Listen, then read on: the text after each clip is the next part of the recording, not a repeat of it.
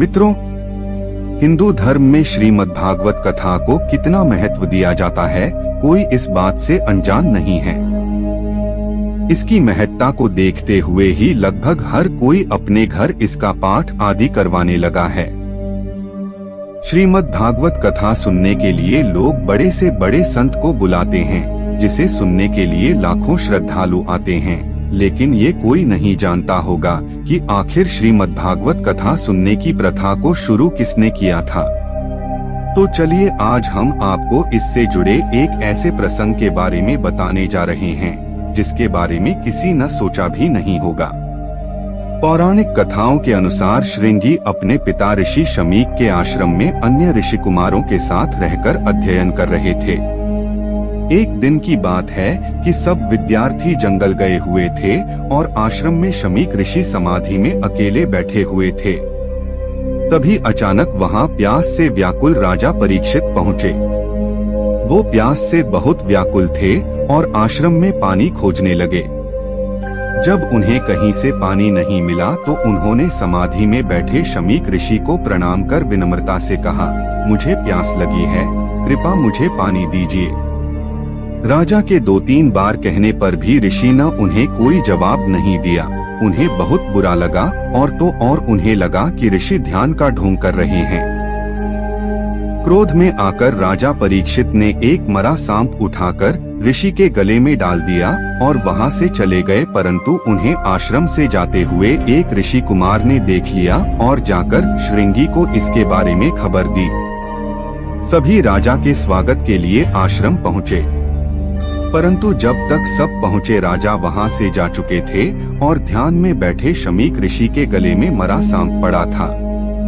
ये देखकर ऋषि श्रृंगी को बहुत क्रोध आया और उन्होंने हाथ में पानी लेकर परीक्षित को शाप दे दिया कि मेरे पिता का अपमान करने वाले राजा परीक्षित की मृत्यु आज से 7वें दिन नागराज तक्षक के काटने से होगी। इसके बाद ऋषि कुमारों ने ऋषि शमीक के गले से सांप निकाला, जिस बीच शमीक की समाधि टूट गई। शमीक ऋषि ने पूछा, क्या बात है? तब श्रृंगी ने सारी बात बताई। शमीक बोले, बेटा, राजा परीक्षित के साधारण अपराध के लिए तुमने जो सर्पदंश से मृत्यु का भयंकर शाप दिया है, यह बहुत बुरा है। हमें यह शोभा नहीं देता।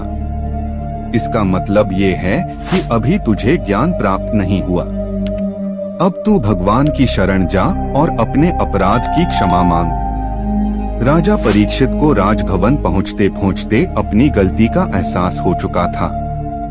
थोड़ी देर बाद शमीक ऋषि का एक शिष्य राजा परीक्षित के पास पहुंचा और उसने कहा, राजन, ब्रह्म समाधि में लीन शमीक ऋषि की ओर से आपका उचित सत्कार नहीं हो पाया, जिसका उन्हें बहुत दुख है। किंतु आपने बिना सोचे समझे जो मरे सांप को उनके गले में डाल दिया। इस कारण उनके पुत्र श्रृंगी ने आपको आज से 7वें दिन सांप काटने से मृत्यु का शाप दे दिया है, जो असत्य नहीं होगा। इसलिए आप मेरी बात माने तो 7 दिन तक अपना पूरा समय ईश्वर चिंतन में, ताकि आपको मोक्ष मिल सके। ये सुनकर राजा को संतोष हुआ कि मेरे द्वारा हुए अपराध के लिए मुझे उचित दंड मिलेगा। इसके बाद राजा परीक्षित व्यासपुत्र शुकदेव मुनि के पास पहुँचे और उन्हें भागवत कथा सुनाने के लिए कहा। शुकदेव जी ने परीक्षित को 7 दिन भागवत कथा सुनाई। कहा जाता है कि तभी से भागवत सप्ताह सुनने की परंपरा प्रारंभ हुई थी। अगर आपको यह वीडियो अच्छा लगा तो हमारे चैनल को सब्सक्राइब जरूर करें। राधे राधे।